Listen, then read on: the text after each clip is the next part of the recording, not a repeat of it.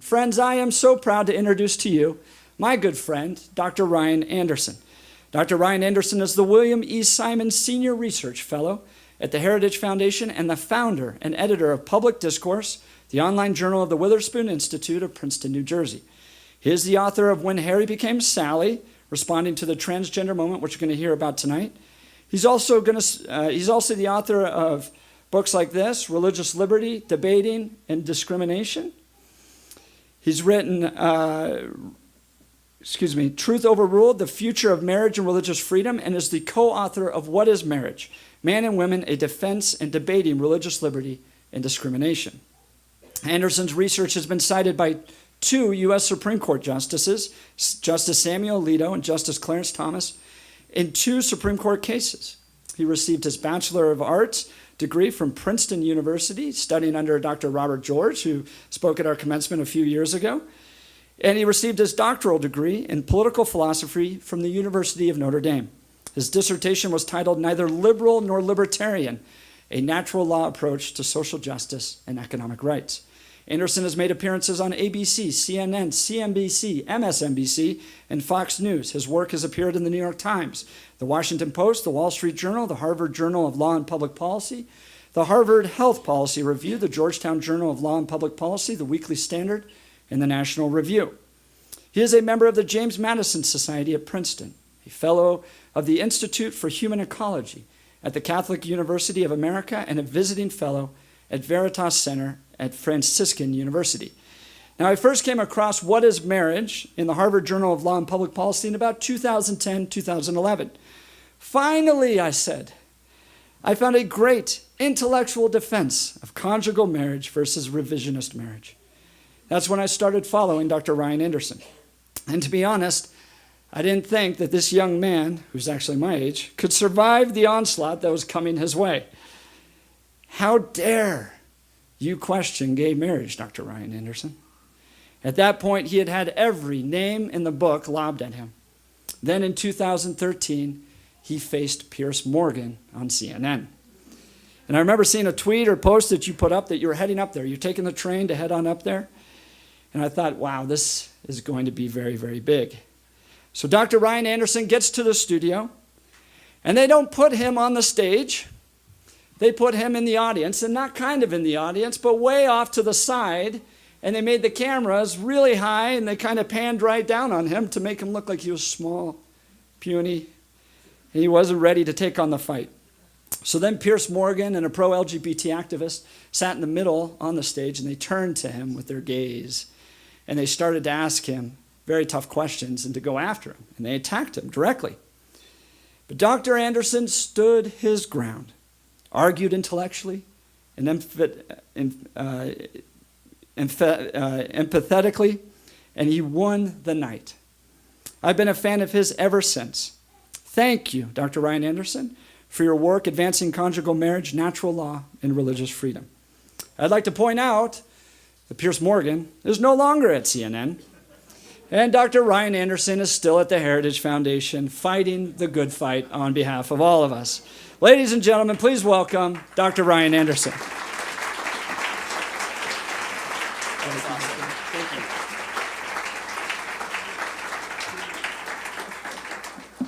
Great. Well, thank you, Jeff, for that kind introduction and for the invitation to speak tonight.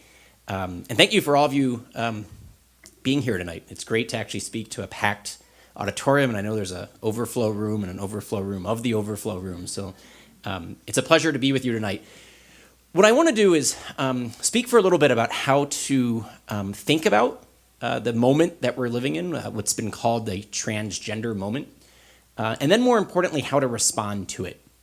So I want to first go through with you what some of the activists are saying about gender identity and transgender identities in particular, and then evaluate some of their claims. Because what we're hearing right now is that a boy can be trapped in a girl's body, that our sex is merely assigned to us, that modern medicine can, quote, reassign sex. These shouldn't be difficult questions. Back in the 1970s, Dr. Paul McHugh thought he had convinced the vast majority of his medical colleagues not to go along with then new and radical claims that were being made about gender identity and our sexual identity. McHugh had received a world-class education first at Harvard College and then at Harvard Medical School. And then he was hired at Johns Hopkins, and he was later appointed to be the psychiatrist-in-chief at the hospital and the chair of psychiatry at the medical school. And so he found himself responsible for all of mental health care at the Johns Hopkins institutions. Hopkins had been the first major institution in the United States to open a sex reassignment clinic back in 1965. And so when McHugh inherited this program, he thought that he should actually see whether or not it's been helping or hurting patients. He asked one of his colleagues to do a follow-up study of the patients that had had their sex reassigned in the previous decade at Hopkins. And when the results came back, McHugh had what he needed to explain to the higher-ups as to why the clinic should be shut down. And so in 1979, Hopkins shut down their sex reassignment clinic. But recent years have brought a resurgence of these claims being made about gender identity and new clinics.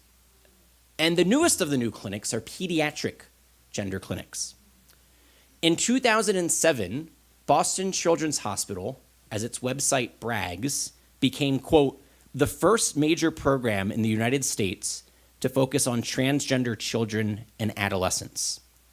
Today, so just one decade later, more than 45 pediatric gender clinics have opened their doors, telling parents that the only way they may be able to prevent their child from committing suicide is by giving their child puberty-blocking drugs and cross-sex hormones.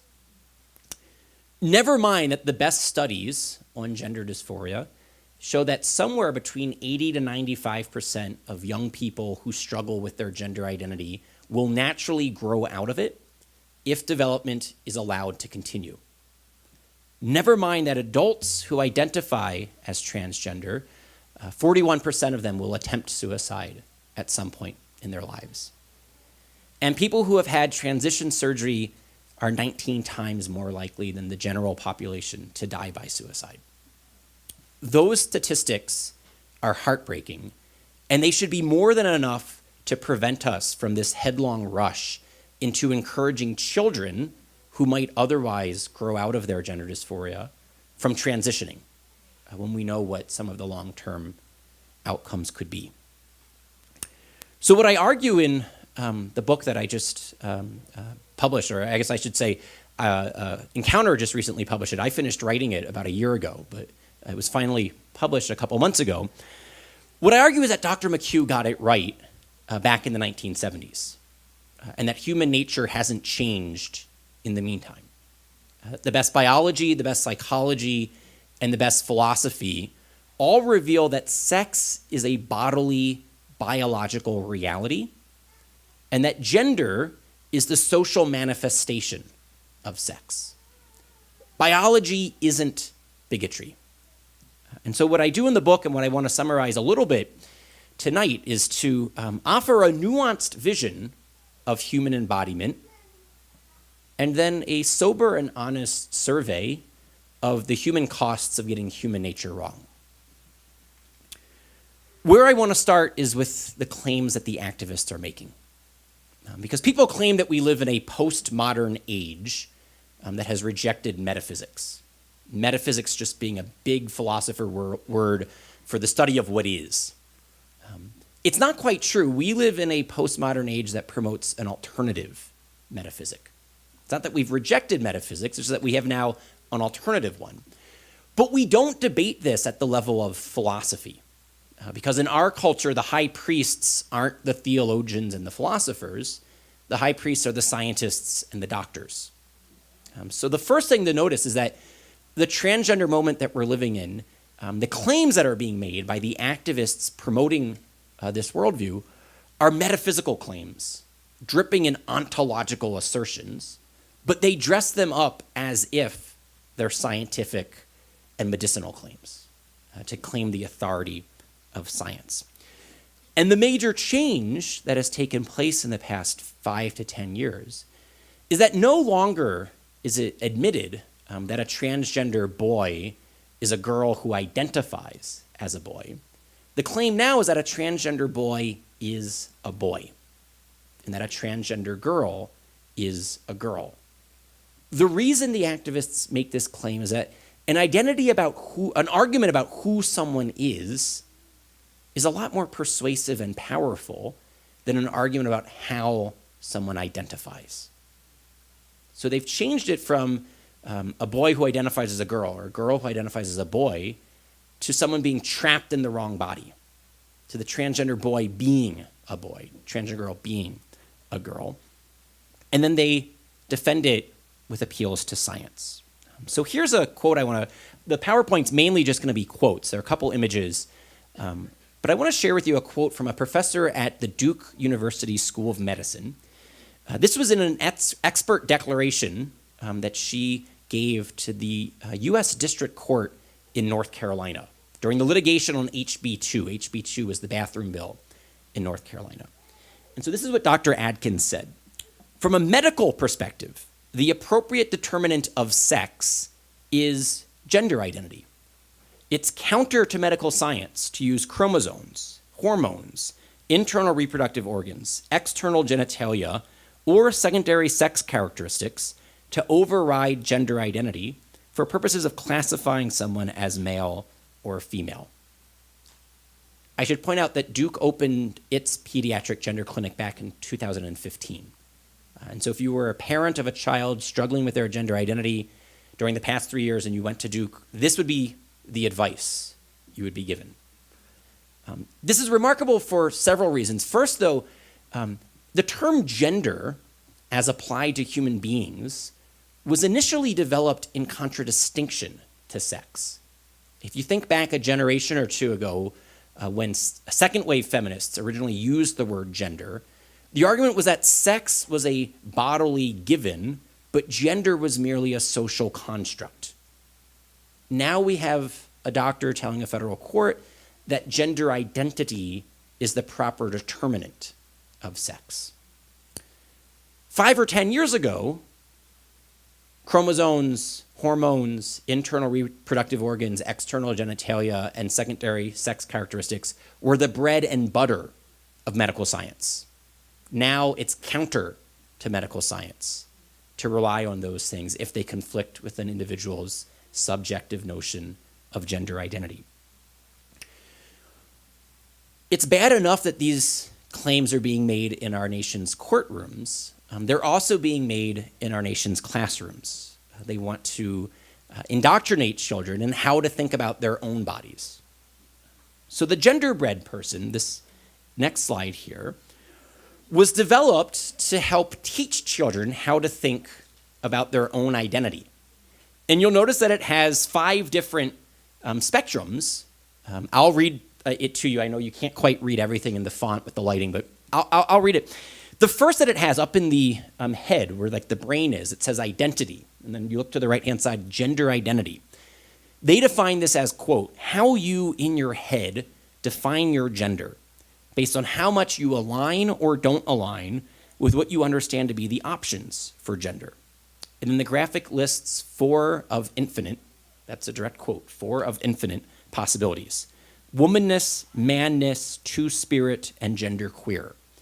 And you'll notice that they use arrows at the top there for how far along the spectrum of manness or womanness, two-spirit, or genderqueer do you identify. Gender is a spectrum. But your gender identity is different than your gender expression. So the next item on the right-hand side there is gender expression, which they define as the way you present gender through your actions, dress, and demeanor. This can be feminine or masculine, butch or femme, androgynous, or gender neutral. Those are the 6 options listed by the graphic. They also have biological sex, which they identify in the pelvic region. And then at the bottom of the graphic, they have both sexual attraction and romantic attraction. Now, none of these things have to line up with each other.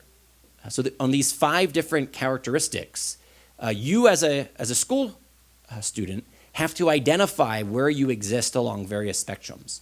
What's my gender identity? What's my gender expression? What's my romantic attraction? What's my sexual attraction? What's my sex? And none of these characteristics need to necessarily line up. Each one is a freely floating something that you have to discern and determine.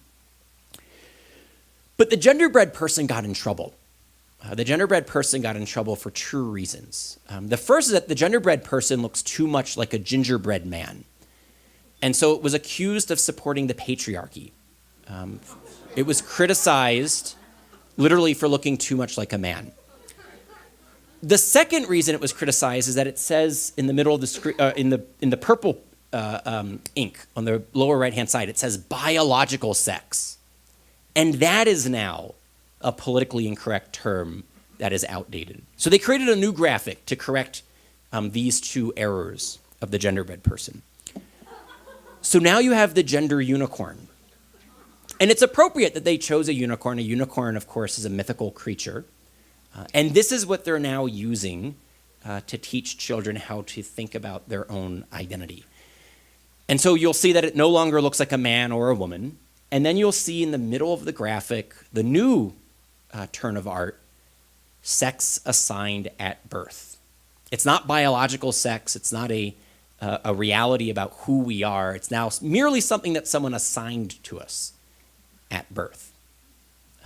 Which is surprising because I have friends who show ultrasound images with the sex assigned of their child at 20 weeks. So they might have to issue a new version of the gender unicorn so that it says sex assigned at ultrasound. But of course, they don't actually assign sex at 20 weeks. They can discern it. On a grainy ultrasound image, you can discern whether a human being is male or female. But what they want children to think is that their sex was merely assigned at birth. And therefore, if they're experiencing an identity conflict, modern medicine could reassign their sex. So one of the reasons why this matters is that all of us interpret our thoughts and our feelings and our experiences according to some background assumptions, according to some background beliefs, core convictions. And so the question is, will you, your children, your grandchildren, will they be interpreting their own thoughts and feelings and experiences according to the truth about human nature or according to the gender unicorn? If they go through a stage when they don't quite feel comfortable in their own body, will they respond to that with the logic of the gender unicorn, that puberty-blocking drugs and cross-sex hormones might be their best option? Now, why did the new graphic use the term sex assigned at birth? The people who created the graphic, the Trans Students Educational Resources, explain in the next slide. Biological sex is an ambiguous word that has no scale and no meaning, besides it is related to some sex characteristics. It is also harmful to trans people. Instead, we prefer sex assigned at birth, which provides a more accurate description of what biological sex may be trying to communicate. So that's the logic behind this. Biological sex has no scale and no meaning, but sex assigned at birth more accurately communicates what biological sex might be trying to communicate. All right, so from that general understanding of the human person, that gives rise to the four-part standard of care that the gender experts are proposing to treat gender dysphoria in children. So from a transgender worldview, gives rise to transgender medical treatments. So it's a four-part standard of care. And the first is what's known as social transition, where a child should be allowed to socially transition. This means a child as young as 3 or 4 years old, if they are consistent, persistent, and insistent that they are the opposite sex, they should be given a new name and a new pronoun and a new wardrobe and access to new bathrooms and locker rooms and sports teams. That's where that Dear Colleague letter from the Obama administration 2 years ago came from. It was to ensure that there would be ample opportunities for social transition in our nation's schools. The second step of the treatment protocol is that as that child approaches puberty, the child should be prevented from going through puberty in the, quote, wrong body. That if you're actually a girl trapped in a boy's body, going through puberty as a boy, according to the experts, would be very distressing. And so what's better to do is to place a child on puberty-blocking drugs to prevent them from developing. Needless to say, these drugs are not FDA approved for this purpose. They were approved by the FDA to treat a condition known as precocious puberty, which is the early onset of puberty. And they were tested and approved to be used temporarily to delay puberty back to the age-appropriate, biologically appropriate time. They're now being used off-label to indefinitely delay puberty, to block puberty entirely, which then leads to the third step of the treatment protocol, because now you have a 14, 15, 16-year-old child who's stuck. So you now have a teenager who's stuck in a child's body. All of their classmates have gone through puberty. They've hit their growth spurt. Their bones have lengthened and densened. Their muscles have development. But this individual hasn't. So the third step is the administration of cross-sex hormones to try to mimic puberty of the opposite sex, of the correct gender. So they will administer testosterone to teenage girls and estrogen to teenage boys. Starting around age 16 is what the current treatment protocol calls for, but there have been requests to lower that age to 14, that they're delaying puberty too long, and that these children should begin the hormonal part of their transition earlier. The final step is at age 18, they can undergo sex reassignment surgery. And so this can entail what's known as top and or bottom surgery. In the book, I go through all of the details. We won't go through them all tonight. In general, though, what this would entail, what it can entail, is the removal of secondary sex characteristics, external genitalia, in some cases internal reproductive organs, and then cosmetic surgery to try to create body parts that would resemble the opposite sex's secondary sex characteristics and genitalia. Why does this four-part stage start so early? And some of you looked shocked when I mentioned that this would be taking place for children as young as 3 or 4. Another doctor explained it to that same federal court in North Carolina. Peer-reviewed research demonstrates that prepubertal children asserting a different gender identity from the one they were assigned at birth are cognitively capable enough to be aware of the gender they are asserting. The meaning of a child's gender identity assertion at a younger age is no less valid than the meaning of a gender identity assertion of an older child.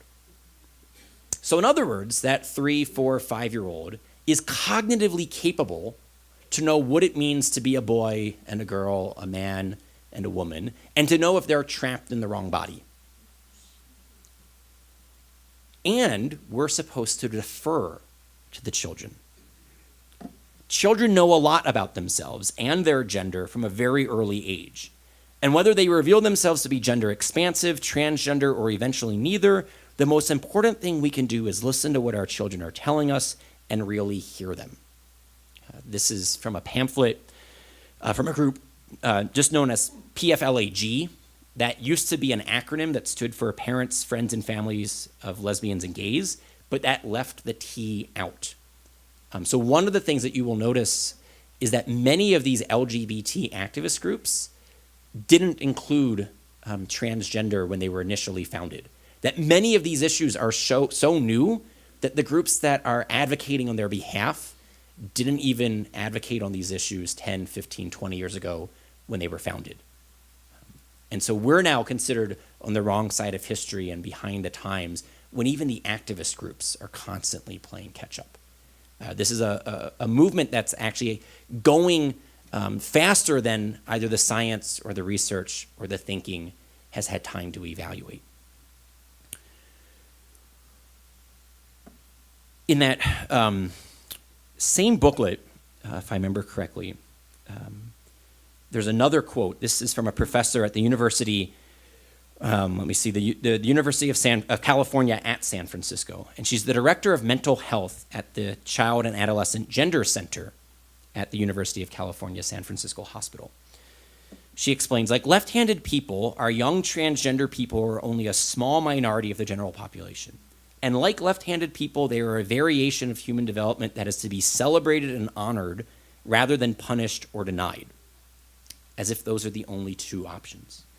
And they are our best teachers in alerting us to the reality that gender exists primarily between our ears, in our brains and minds, and not necessarily by what is between our legs, our genitalia, or in our accompanying XX or XY chromosome, as many are mistakenly prone to believe. We demonstrate how much we have yet to learn when we say, but honey, you can't be a girl. You're a boy because you have a penis. Boys have penises and girls have vaginas. She continues. They refuse to pin themselves down as either male or female.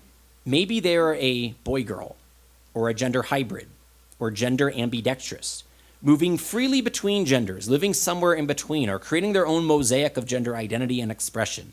As they grow older, they might identify themselves as agender, or gender neutral, or gender queer. Each one of these children is exercising their gender creativity, and we can think of them as our gender creative children. And yet, the activists are suggesting that we should radically change a child's body with puberty-blocking drugs, with cross-sex hormones, with surgery for 18-year-olds, even when in the very same breath, they admit that as they grow older, they might identify as something else. So they want to tell us on the one hand that this is biologically determined in the womb, it's immutable, it's unchangeable. And then on the other hand, they want to tell us that this is something that's fluid and exists along a spectrum. And they might identify as a boy-girl or gender hybrid or gender ambidextrous or moving freely between genders, living somewhere in between. And as they grow up, they might change. And yet now they want to direct pharmacological agents at their body to lock them into whatever they're currently identifying as and to prevent their normal biological development. Okay, so that this is still in the kind of how to understand what's going on stage. We looked at the worldview, how they think about the human person. We looked at the medicine. Now I want to say a little bit about the public policy. And I just want to focus on 4 issues. The first are, what will be the lessons that are taught about gender at your local public school? Even if you're fortunate enough to be able to opt out of the local public school system, to send your kids to a private school or a religious school, what is the government teaching your neighbor's children? For those of you who are trapped in the nation's public school system, what is the government teaching your children? So one of the things that we have to be concerned about is how will activists use compulsory attendance at government-run public schools as a way of indoctrinating young people with the genderbread person or the gender unicorn? What will be taught when it comes to these issues? A second issue, how will access to sex-specific facilities be determined? Will it be determined by biology, where we have separate bathrooms and locker rooms and sports teams for boys and girls, for men and women, based on the biological differences between boys and girls and men and women? Or will it be determined by gender identity, where a student can determine which facility to use based upon how they subjectively identify? Then there are questions of what sort of speech will be mandated. In New York City, you can be fined up to $250,000 for intentionally misgendering someone. Jordan Peterson in Canada originally came to prominence by refusing to go along with one of these pronoun mandates in Toronto. And then fourth, there's the question of the provision of desired medical services. This is a lesser well-known part about Obamacare. But in the last year of the Obama administration, in May of 2016, on the very same day when the Department of Education and the Department of Justice issued that Dear Colleague letter that impacted all of the nation's schools, bathrooms, and locker rooms, and dorm rooms, and hotel rooms, and sports teams, the Department of Health and Human Services issued a new regulation under Obamacare saying that all healthcare plans regulated under Obamacare had to cover sex reassignment procedures, and all relevant physicians had to perform them. So this was like Hobby Lobby and the Little Sisters of the Poor on steroids. All of their healthcare plans would have to cover both hormonal and surgical transition procedures, and physicians, if they were otherwise qualified, would have to perform them. So if you're an endocrinologist that does testosterone therapy for men with low testosterone, you would have to do it for women who want to become men. If you're a surgeon who performs hysterectomies and mastectomies in the case of cancer, you would have to perform them on women who want to identify as men. This regulation from the Department of Health and Human Services had no exemptions for religious liberty, it had no protections for conscience, and it gave no consideration at all for the best medical judgment of the physician. Many physicians, regardless of their religious commitments, regardless of their moral commitments, they simply think reassignment procedures are bad medicine. They agree with Dr. McHugh that we shouldn't be directing the therapy at the body, but should be directing it at the mind. And they would be mandated under this, at pains of losing their medical license, being guilty of discrimination. Thankfully, the day before this mandate was to go into effect, a federal judge struck it down. And then 3 weeks later, we had a change of presidential administration, and the new administration did not contest that judge's ruling and has subsequently rescinded the regulation. On the school part, in the interest of time, I'm going to skip one slide and just go to the next slide because it gets to the bottom line here. Ultimately, the school environment must be set up so that transgender girls are treated like all other girls and transgender boys like all other boys. Now remember, what is a transgender girl? A boy who identifies as a girl. So they're saying here, ultimately the school has to be set up when it comes to bathrooms, locker rooms, dorm rooms for colleges, hotel rooms for overnight field trips, athletic participation. It has to be set up so that boys who identify as girls are treated like all other girls. That was in a handbook titled Schools in Transitions. Schools in Transition, a guide for supporting transgender students in K through 12 schools. So you realize K through 12, they're starting this in kindergarten. It's produced by the ACLU, the Human Rights Campaign, Gender Spectrum, the National Center for Lesbian Rights, and the National Education Association. The NEA is the largest teachers union in the United States. And it partnered with 4 left-wing activist groups to create the handbook to advise teachers and principals and superintendents on how to support transgender students in K through 12 schools. And the bottom line, ultimately the school environment has to be set up so transgender girls are treated like all other girls and transgender boys like all other boys.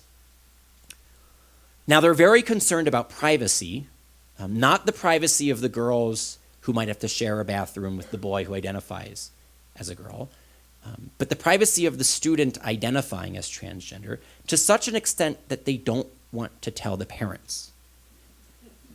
So another quote, privacy and confidentiality are critically important for transgender students who do not have supportive families. In those situations, even inadvertent disclosures could put the student in a potentially dangerous situation at home. So it's important to have a plan in place to help avoid any mistakes or slip-ups. And they're providing that plan.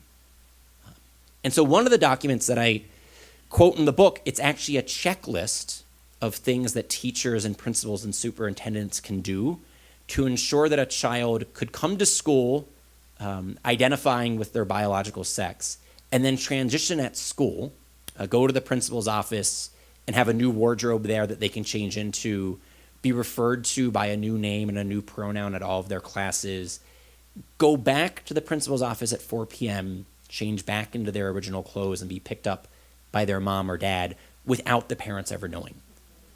It even had a protocol for how to ensure that communications with the student were using the new name and pronoun, but communications with the parents were using the original name and pronoun. So falsifying records, having 2 copies of things like report cards and letters home, one with the new preferred name and pronoun, one with the original, because privacy and confidentiality are critically important for that student, for that minor, not for the legal guardian, not for the parents. All right, so now I want to start transitioning into the evaluation. What should we make of all of this? Because hopefully what I've said has given you an idea of just how radical some of these claims are. And so one of the first things I want to do is draw a distinction between the activists who are making these claims. And many of the activists don't identify as transgender, right? They're, quote, cisgender people who are making these radical claims. I want to distinguish the activists from ordinary Americans who may suffer from gender dysphoria, who may struggle with their gender identity, who may identify as transgender. Those people aren't necessarily activists of any sort. They don't necessarily believe any of this. Many of them know they're not the opposite sex, and they're trying to simply get by the best they can. And maybe they think transitioning is the best they can do to cope with this condition, but they know they're not actually the opposite sex. They don't go along with this. And so we want to make that distinction between people who are suffering, people who are struggling, and then activists who are promoting dangerous ideas. The second thing is that the worldview that the activists promote is inherently contradictory. It's full of mutually impossible claims. They're mutually contradictory.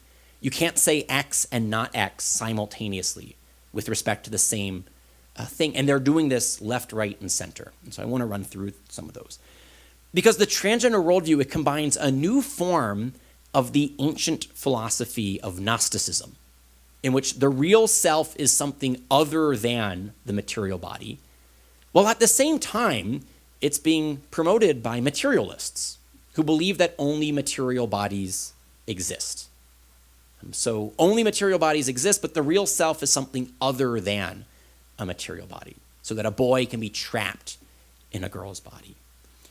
It insists that gender exists primarily between our ears, in our brains and minds, and not necessarily by what's in between our legs, while also promoting radical therapies to transform someone's body, to conform the body to what's between their ears.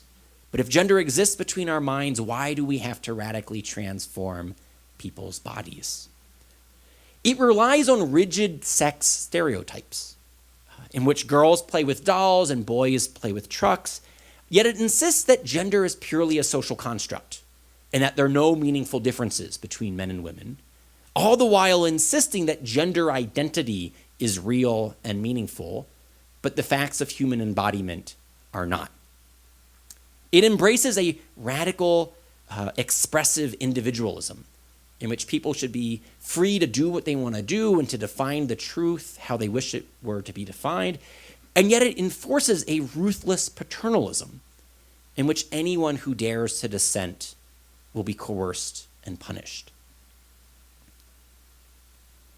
I'm going to skip ahead. I'm looking at the clock, and I want to make sure I can get time for your questions.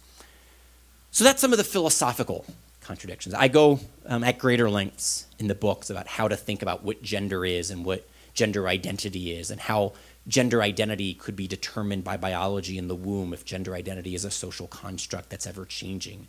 How could my identity with respect to an ever-changing social construct be determined immutably and unchangeably by biology in the womb? I go through, what does it feel like to be a woman apart from having a woman's body? How could I know what it feels like to feel like a woman? Right? So how would I know if I'm feeling like a woman at this very moment? And why would feeling like a woman, whatever that means, make me a woman? Right? So it goes through some of those types of questions, so some of the philosophical problems here. But I want to turn now to some of the scientific conclusions, how to evaluate some of the scientific claims.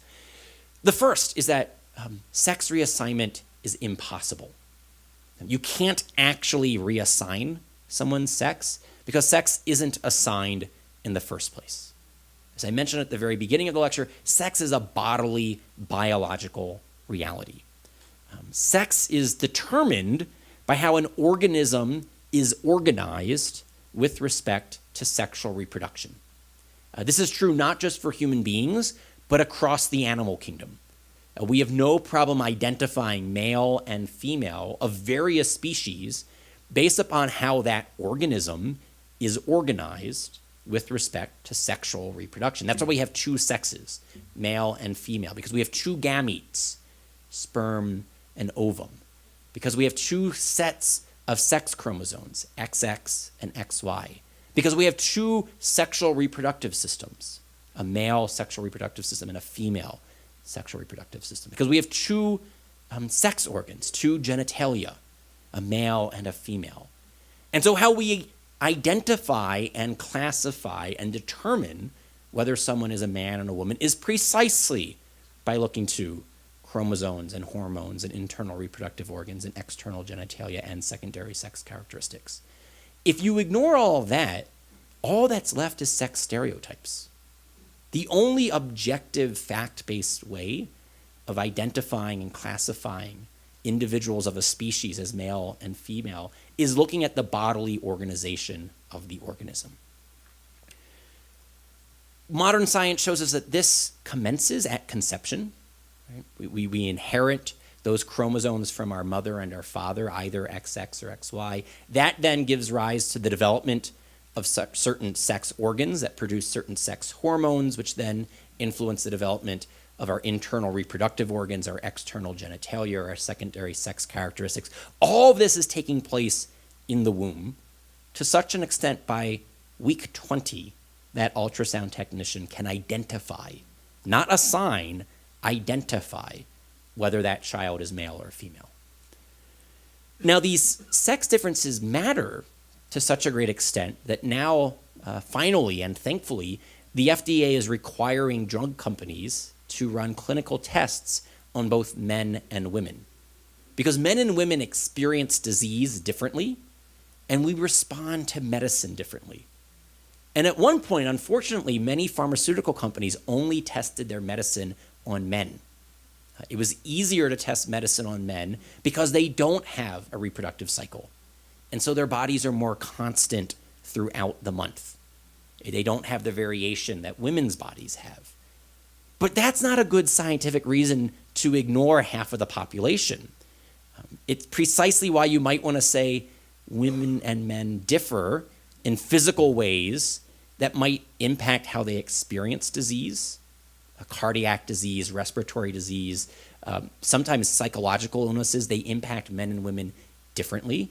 And then also dosages of drugs, and just drugs in general, but in particular the dosage. The dosage that might be best for a male body might not be best for a female body. And so it's important that we actually recognize this. And it's not counter to medical science to rely on chromosomes and hormones and internal reproductive organs and external genitalia and secondary sex characteristics to identify men and women. It's not because some people wear suits and other people wear pantsuits that we're going to experience disease in medicine differently. It's not our gender identity, but it's the bodily differences. And there's no way to change that. There's no way to reassign the chromosomes and the hormones. And you can remove internal reproductive organs and secondary sex characteristics. You can't recreate them. The plastic surgery creates something that resembles the opposite sex's organs in appearance, but not in function, not in integration into the body. So Dr. Lawrence Mayer, a scholar at the Department of Psychiatry at Johns Hopkins and then a professor of statistics and biostatistics at Arizona State, scientifically speaking, transgender men are not biological men, and transgender women are not biological women. The claims to the contrary are not supported by a scintilla of scientific evidence. Or as Robert George, a professor of jurisprudence at Princeton, put it, changing sexes is a metaphysical impossibility because it's a biological impossibility. So that's the first thing for the evaluating here, is that they can't actually reassign something that wasn't assigned in the first place. The second point is that just as sex reassignment fails to reassign sex biologically, it also fails to bring the wholeness and the happiness that patients are seeking psychologically. The medical evidence that we have suggests that it does not adequately address the mental health problems suffered by those who identify as transgender. even when the surgeries are successful as a technical and a cosmetic matter, even in cultures that are very, quote, trans-friendly, people who have had the reassignment procedures still face poor outcomes. So when Dr. McHugh saw the cover image of now Caitlyn Jenner on the cover of Vanity Fair, he wrote an essay about this. And we have this quote: "Transgendered men do not become women, nor do transgendered women become men. All, including Bruce Jenner, become feminized men or masculinized women, counterfeits or impersonators of the sex with which they identify. And in that lies their problematic future. When the tumult and shouting dies, it proves not easy nor wise to live in a counterfeit sexual garb. The most thorough follow-up of sex reassigned people, extending over 30 years and conducted in Sweden, where the culture is strongly supportive of the transgendered, documents their lifelong mental unrest. 10 to 15 years after surgical reassignment, the suicide rate of those who had undergone sex reassignment surgery rose to 20 times that of comparable peers." There are other kind of impartial groups who have done literature reviews of the existing science on this, and so I just want to go through a couple of those. You can get all the kind of footnotes and documentation in the book. You can feel free to take pictures of the slides. The first is from a literature review in 2004, and so I'm going to go from 2004 up until the present day. But this was The Guardian, I think the UK paper, The Guardian. The weekend edition asked Birmingham University's Aggressive Research Intelligence Facility to assess the findings of more than 100 follow-up studies. And so this is what The Guardian reported in its paper. ARIF, which conducts reviews of healthcare treatments for the NHS, concludes that none of the studies provides conclusive evidence that gender reassignment is beneficial for patients. It found that most results were poorly designed, which skewed the results in favor of physically changing sex. There was no evaluation of whether other treatments, such as long-term counseling, might help transsexuals, or whether their gender confusion might lessen over time. So that was in 2004. 10 years later, so 4 years ago, in 2014, Hayes Incorporation did a literature review. Hayes is a consulting firm that hospitals and health insurance companies use to evaluate new medical technologies and whether or not they should provide them at their hospital, whether or not they should cover them on their healthcare plan. And so this is what Hayes concluded 4 years ago. Statistically significant improvements have not been consistently demonstrated by multiple studies for most outcomes. Evidence regarding quality of life and function in male to female adults was very sparse. Evidence for less comprehensive measures of well-being in adult recipients of cross-sex hormone therapy was directly applicable to gender dysphoria patients, but was sparse or conflicting. The study designs do not permit conclusions of causality, and studies generally had weaknesses associated with study execution as well. There are potentially long-term safety risks, but none have been proven or conclusively ruled out. In other words, it's all experimental. And yet you'll see the headlines, including today, there was a new meta-analysis of studies that I believe researchers at Cornell University just released today, saying that there's a consensus, an overwhelming consensus of thousands of studies that show that sex reassignment benefits patients. Where did that come from? This is what impartial researchers summarize it. Maybe you're going to say that the Guardian from the United Kingdom or Hayes Incorporation are biased. So would you trust the Obama administration? Because it said the same thing in 2016. So first I'm going to show you the proposed decision memo that the Center for Medicare and Medicaid Services put out in June of 2016, and then I'll show you the final decision memo. Based on a thorough review of the clinical evidence available at this time, there's not enough evidence to determine whether gender reassignment surgery improves health outcomes for Medicare beneficiaries. There were conflicting, inconsistent study results. Of the best designed studies, some reported benefits while others reported harms. The quality and strength of evidence were low due to the mostly observational study designs, with no comparison groups, potential confounding, and small sample sizes. Many studies that reported positive outcomes were exploratory type studies with no confirmatory follow-up. So the studies that the media likes to hype that show the positive outcomes, those are the ones that are low in quality due to the observational to study designs with no comparison groups, the potential confounding of causal factors, small sample sizes, and that many of them are self-reported outcomes with no confirmation. Right?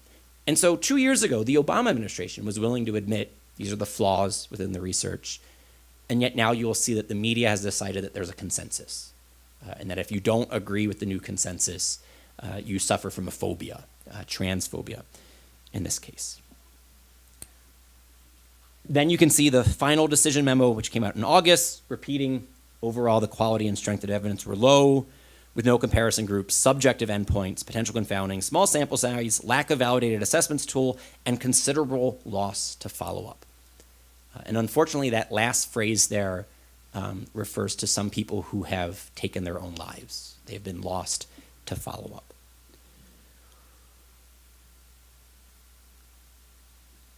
Then, and this one I want to skip ahead just again in the interest of time, but here you'll see about halfway through it, they'll say, after careful assessment, we identified 6 studies that could provide useful information. Then they say, of these, the 4 best designed and conducted studies that assessed quality of life before and after surgery using validated psychometric studies did not demonstrate clinically significant changes or differences in test results after gender reassignment surgery. So we have patients coming to us who are suffering, and the hormonal and surgical procedures that we are giving them do not have any clinically significant changes after all of this. So then why are we doing it to their bodies? And then in the last slide from the Obama administration, it points to that same, I didn't advance. Nope, it went too far. Here we go. It points to that same study that Dr. McHugh pointed to from Sweden, where it identifies the mortality was primarily due to completed suicides, 19.1-fold greater than in control Swedes. But then it also points to neoplasm, cardiovascular disease, which more than doubled, and then other forms. And then notice what it says in the middle, that the mortality rate increase didn't materialize until 10 years after the surgery. So many of these studies that the media likes to tout that only reports the satisfaction of the patient a year or 2 or 3 after the procedure, they're not looking at the long-term consequences. Which again, in August of 2016, the Obama Center for Medicare and Medicare was willing to point out that the best study design showed that these suicide rates start manifesting themselves 10 years out. That's all with adults. What can we say about children?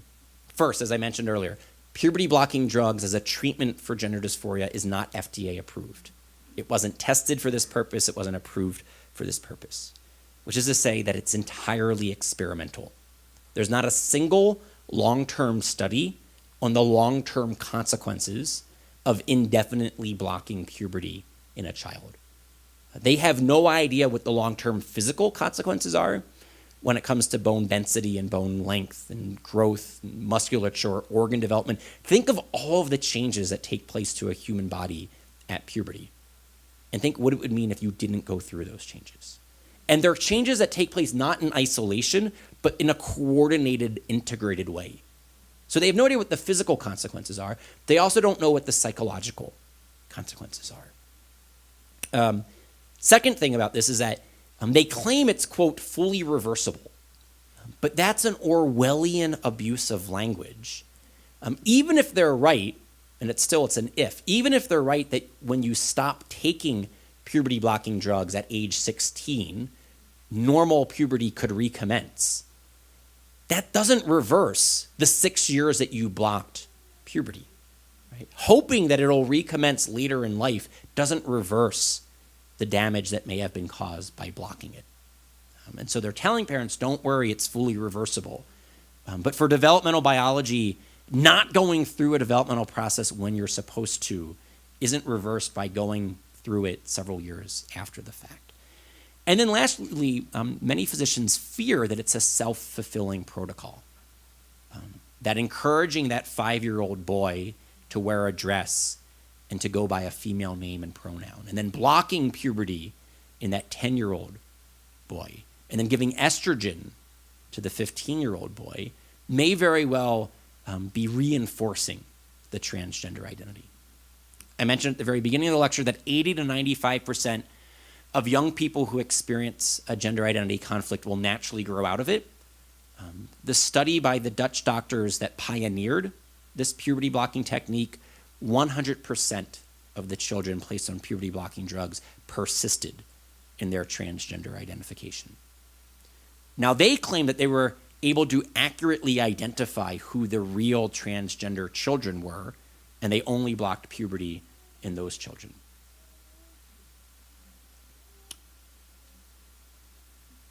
Other physicians, what they fear is that it's precisely the rush of testosterone that the 10, 11, 12, 13-year-old boy would be undergoing when he goes through puberty in his boy's body that may help him get out of a gender-conflicted stage and to consolidate his identity and unite it with his body. And so you may actually be blocking one of the developmental mechanisms that help us consolidate our gender identity in the first place. Again, they don't know because it's entirely experimental. I'm just trying to think about time here. Let me close with one quote from an individual who transitioned and then one case study. The quote is from someone who transitioned and then detransitioned. The chapter of the book that was most difficult to write was a chapter on people who have detransitioned, ranging from people who were transitioned young to people who transitioned, middle life. One of them, Walt Heyer, he transitioned as a middle-aged man to a woman, lived for 8 years as Laura Jensen, and then detransitioned. His story is heartbreaking. It's even more heartbreaking when the people transitioned as teenagers and then detransitioned in their mid to late 20s or early 30s. They thought that transitioning would be the solution to their life's problems. And then it was only after it was too late that they actually got the help that they needed. And they discovered that the transition hadn't helped, but it actually created new problems. Their stories, they complicate the Sonny narrative that the media wants to tell. Many of these young people who transitioned, they report feeling pressured into transitioning. The medical professionals at these 45 pediatric gender clinics, they presented transitioning as their only option. They didn't explore other underlying causes or discuss other potential therapeutic responses. Many of them, they now regret the permanent damage they've done to their bodies, their loss of fertility, the loss of their voice. If you go from female to male, once those vocal cords change, they don't change back. Many of them report that they feel that they were much too young to be making such life-altering decisions. Despite what that doctor said, they're not cognitively capable enough to be making such decisions. And many of them report that it's people like me, and so by extension, some people like you in the audience, that are partly to blame for this. And what I mean by that is they say that it's the conservative community, conservative evangelicals and Catholics and other kind of religious right people who are too rigid in their expectations when it comes to gender norms and gender roles. And they're stigmatizing towards people who are gender nonconforming, who might be going through a stage, which is simply to caution us not to do anything that would be contributing to a young person's gender dysphoria, not to engage in the type of rhetoric that is belittling and stigmatizing, that could make matters worse for someone. But simultaneously, we shouldn't be bullied into silence or bullied into affirming and acquiescing an ideology that is itself harmful. Right? I mean, the challenge for us is to present and defend the truth in charitable terms. So let me just read one of these quotes. And actually, I don't have it on my outline, so I'll have to read it from there. I wanted to make a video previously so that folks can see that I'm a real live person, but I didn't out of fear of showing my face. But I think it's important when we talk about these issues to really understand that women like us aren't just statistics, not just some dry data some gatekeeping doctor might throw at you. We're real people. This is a real outcome of transition. I'm a real live 22-year-old woman with a scarred chest and a broken voice and 5 o'clock shadow because I couldn't face the idea of growing up to be a woman. That's my reality. And so one of the challenges for us as a community is how many other people will face that reality. What can we do to avoid contributing to the problem and to help contributing to the solution? So that was the quote. Let me now actually close with, what does the good therapy look like? What Dr. McHugh was doing at Johns Hopkins when he was the chief of psychiatry, and what he still does as he sees patients now, he analogizes gender dysphoria to other body image problems. He analogizes it, for example, to anorexia, where people have false assumptions, beliefs, convictions, feelings about their own bodies. And just like with anorexia, no one would suggest that we should direct the therapy at the body of someone struggling with anorexia. No one prescribes liposuction for someone struggling with anorexia. So too, he doesn't think we should prescribe hormones or surgery.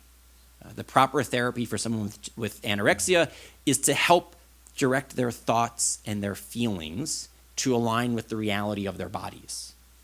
And so too for someone struggling with gender dysphoria, rather than trying to do the impossible, transforming a body into the opposite sex, much better to try to do the possible, help someone feel comfortable in their own skin. Help them align their thoughts and their feelings with the reality of their bodies. So I'll give you that one example, and then we'll get to your questions. There was a young boy who was identifying as a girl. His parents take him to see a therapist, and thankfully this was a therapist who was skeptical of transition for children. Now, the therapist was actually okay in some cases with adults transitioning, but thought children, 80 to 95% of the times, would grow out of it, and so he should do what he could to help the child grow out of it. So he just engaged in talk therapy with the child. What is it about being a boy that you find problematic and distressing? What is it about being a girl that you find attractive and kind of relieving? And during the course of asking questions like that, the young boy disclosed that he was being bullied. The other boys at his school were picking on him. He wasn't a very large boy. The other boys were picking on him, calling a sissy, a wuss. He wasn't kind of the stereotypical, like, all-American boy. So they were picking on him. He then, to cope with the bullying, had formed closer friendships with the girls in his class. His interests were now more stereotypically girly or feminine. He had ultimately managed to convince himself that he was actually a girl trapped in a boy's body. Because of the bullying, he wasn't like the other boys in his class. The other boys picked on him. They called him a girl. His interests more closely lined up with the girls in his class. This was how his thought process was going. This is how his feelings were presenting reality to him. So the therapist suggested three things. First, remove your son from this environment. It's a toxic situation. It's one of the underlying causes of your son's gender dysphoria. Second, keep bringing him to me so your son and I can keep talking about these things so I can help your son develop a more mature understanding of sex and gender. Again, contrary to what that doctor said, that son wasn't yet cognitively capable enough to know what it means to be a boy or a girl. He was relying on stereotypes and his very limited human experience.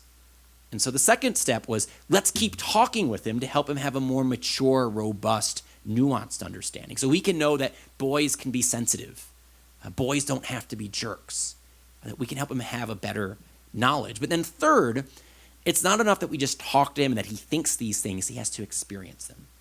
And so the third piece of advice was, you need to find your son a new peer group, a new play group of boys like him, so that he can have direct experience that he's a real boy, that there are other boys out there who share his temperament, his demeanor, his interests. So a year after they made these three interventions, this kid was identifying as a boy again. He was spared a lifetime of visits to endocrinologists to receive estrogen therapy. He was spared going through with the surgery. He was spared from having to one day share a testimony like this. So with that, we're going to stop. I'm going to stop. You're now going to start because we're going to have some time for your questions and hopefully some answers as well. Thank you. Thank you. Cool. Great work. Yeah. Great work. You want to moderate? Yeah, I'll just tell them where to. We have wired mic stations, right? Stacy, wired mic stations over here. Okay, so feel free to come on up and ask a question over here of Dr. Anderson. I think we're also moving it over here. So long wired mics. Yeah, I think we're going to have one on each corner. So feel free to come on up. We'll form a line if you'd like to answer questions. While you're coming up, I would like to point out there are serious legislative issues at stake. Just this last week, Colorado Christian University, I went down and testified at the Capitol. There's an effort right now to ban any type of, or to require that all therapy with regards to transgender therapy be transgender affirmative therapy in the state of Colorado. So that there's no effort, especially among minors at this point, no effort among minors to try to redirect their, just basically what Dr. Anderson said. Yeah, and so they're making an effort, they're driving that right now through the legislature to try and make it so that the only type of therapy that can happen is pro-transgender affirming therapy, which is deeply problematic for parents that want to do that very same thing that Dr. Anderson talked about. All right, so go ahead, Dr. Anderson, Cool. all yours. Yep, so we'll just oscillate between the two mics. Yeah. I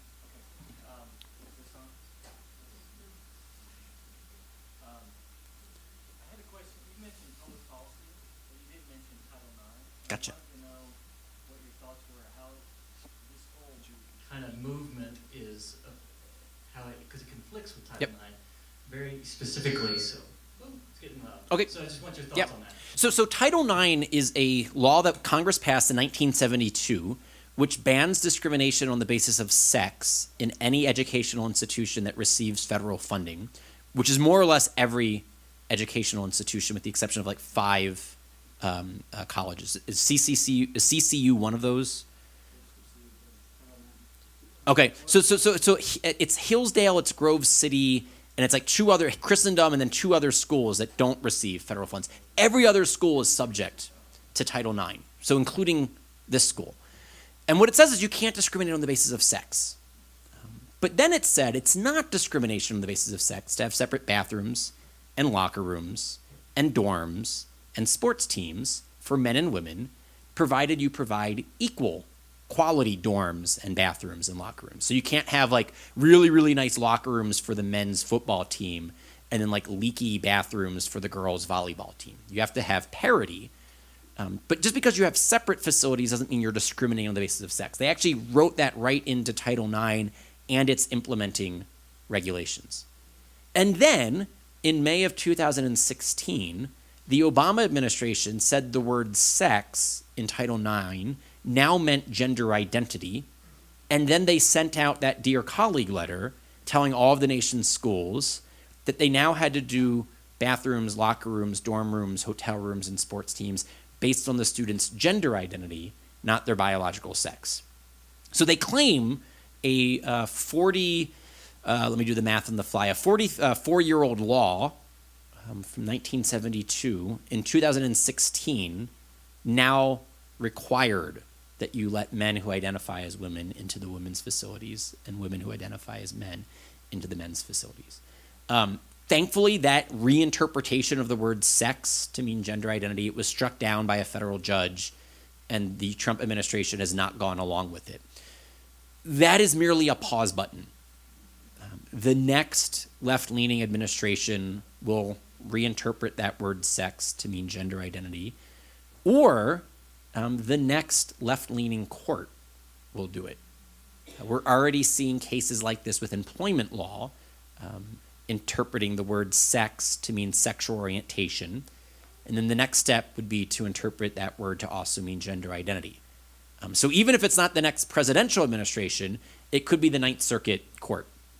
It could be a 5-4 decision from the U.S. Supreme Court. Who knows where Justice Kennedy would come down on something like this? That's probably where the 5-4 split would happen. Which is simply to say that this is something that we will continue to be wrestling with. This side.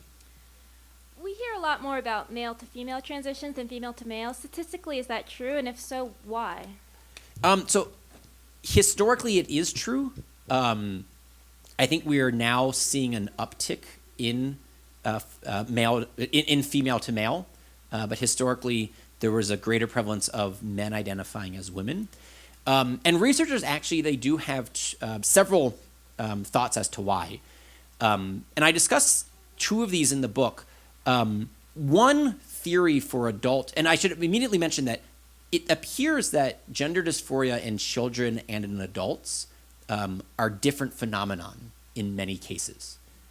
That for children, it can frequently be like the example I gave here of a child's being bullied, a child doesn't yet have a robust conception of gender, they're going through a phase, something like that. With adults, there can be other factors at play. And so two of them that have been discussed in the literature, one is what Dr. McHugh thinks would apply to Bruce Jenner. It's a condition known as autogynephilia.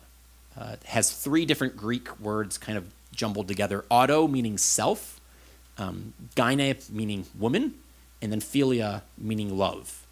And so if you put those three words together, autogynephilia, you would have love of self as a woman. And what McHugh has pointed out, and it's a psychologist, I believe his name is Ray Blanchard, who first pioneered this. It was that there are some men who transform their bodies into the type of woman that they find arousing or that they think other men find arousing. And so the cover image, the Vanity Fair cover image, was a very stereotypical pinup image, right? And so McHugh's thought here was that Bruce became Caitlyn as the type of woman that he finds arousing or that he thinks other people find arousing. And this condition is known as autogynephilia. The other explanation was that for some men it can be an internalized form of homophobia. That in a culture that's not accepting of gay people, they want to have a, quote, heterosexual relationship, but because they're attracted to men, if they transition to living as a woman, their relationship with a man would now be heterosexual. And so it's like an internalized form of homophobia. But then there are other, then the arguments that the left would put is that it's all brain science, but there are no studies that would suggest prospectively that it's either brain structure or brain chemistry that would lead someone to identify as transgender. The brain studies that the people will point to, there are a small handful of individuals who, through brain scans, after living as transgendered, showed that their brains looked different than other people of their same sex.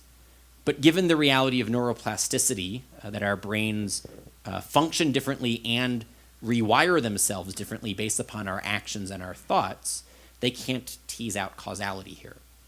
So, yep. Back to the side. Thank you, Jensen. Why? In other words, what's the point of doing all this? So it depends who you ask.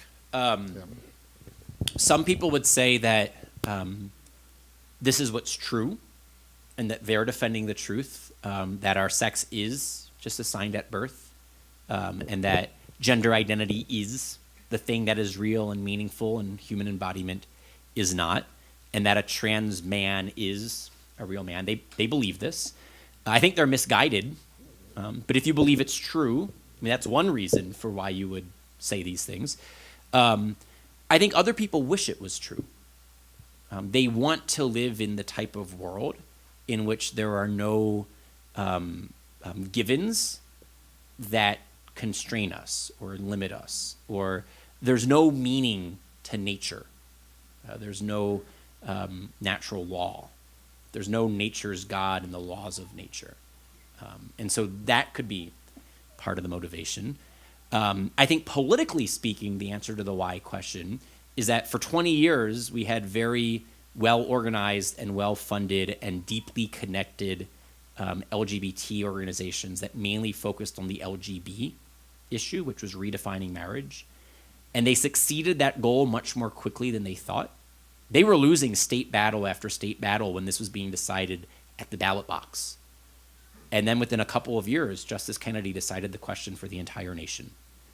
And then you had these LGBT organizations that pivoted almost overnight from the LGB part to the T part.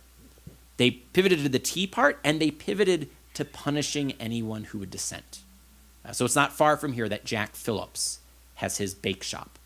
He's the cake artist that was at the Supreme Court back in December. So they went to push these sexual orientation and gender identity laws that say you can't, quote, discriminate, where they define believing that we're created male and female and that male and female are created for each other as discrimination. That was their one push. And then the other was to the T. So Obergefell is decided in June of 2015, and then it's May of 2016 that the Obama administration announces all of its new transgender policies. So I think that's the political part of the why. Thank you so much for hosting this. I have family members who are adults and that cross-dress.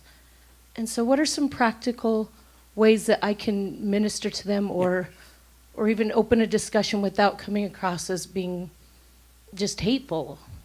Great question. So I would say the first thing is to maintain long-term relationship with those family members and with those friends. That the most important thing that any of us can do in this situation is to be good friends, good brother, good sister, good aunt, uncle, whatever the family relationship is, to the people in our lives who might be struggling with gender dysphoria, to people who might be identifying as transgender. And so that means not kicking them out of the family, not cutting off ties, not using any rhetoric that you know will provoke them, that you know will intentionally kind of set them off. All of that said, it's also important that you don't give them the impression that you think that what they're doing is actually in their best interest. Right? So on the one hand, you don't want to alienate them. On the other hand, you don't want to enable.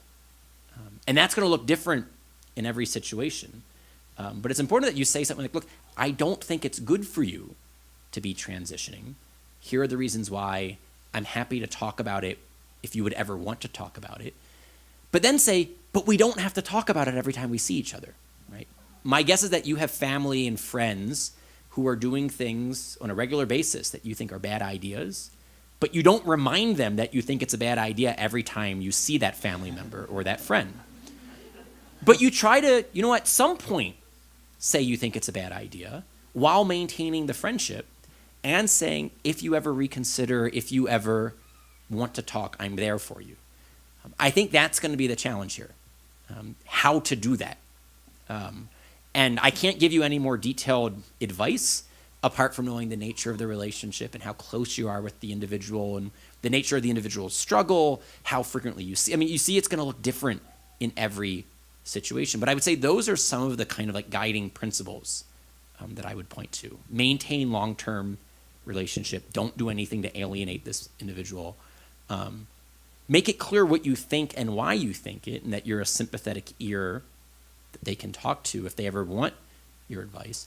But then don't relitigate the issue every time after that. You don't constantly be the one bringing it up, because that's a surefire way to burn that bridge. All right, we have 5 more minutes, Jeff just told me. So we'll go here, and hopefully here, and maybe back. I'll be quick. Okay.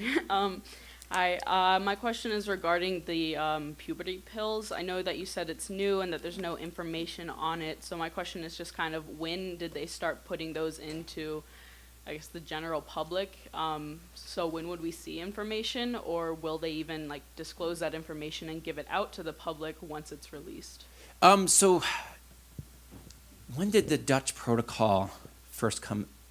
If I'm thinking it's within the past 10 years. I could be wrong about that, but I think it's that recent that it's been used. The studies that we have of it are all snapshot studies. So these are the children who came to our clinic. We put them on these drugs. This is what it looks like a year later or 5 years later. And probably not even 5 years later, so I'm going to correct myself there. But we won't know what did it look like 10 years later. 15, 20, 25, and there's no matched control group. And so one of the things to consider is not just how are these individuals doing, all things considered, but how are they doing compared to how they could be doing. So compare the child who went to the clinic that was put on puberty blocking drugs to the child that went to the clinic that talked about, why do you feel distress at being a boy and what do you find attractive at being a girl. That's how you would want to see kind of the rigorous kind of side-by-side comparison. And as far as I know, no studies are being conducted like that. In the case of people who are born with some type of intersex condition, my understanding is that usually like a specialist is brought in and somehow they kind of determine which sex the person is most likely to feel as they grow up. Could you just speak a little bit more Sure. about how that's done and how successful that determination is? Yeah. So there are a variety of conditions. The clinical term is disorders of sexual development. The more colloquial term would be intersex or hermaphrodite, which are, as the technical term suggests, these are disorders of a child's sexual development, normally in utero. They can be caused by hormonal or chromosomal disorders, causes. So you could have a defect within the chromosomes that you inherit from your parents. You could be missing a chromosome. There are people with only 45 chromosomes. They're missing their second X. And so if you're X blank, you grow up to be an infertile woman. It's known as Turner's syndrome because you need 2 X chromosomes to develop a full female reproductive system. You could also have the gene that is normally on the Y chromosome located on the X chromosome, and you could technically be an XX man because you have what's known as the SRY gene on the X chromosome. It's the SRY gene that initiates male development.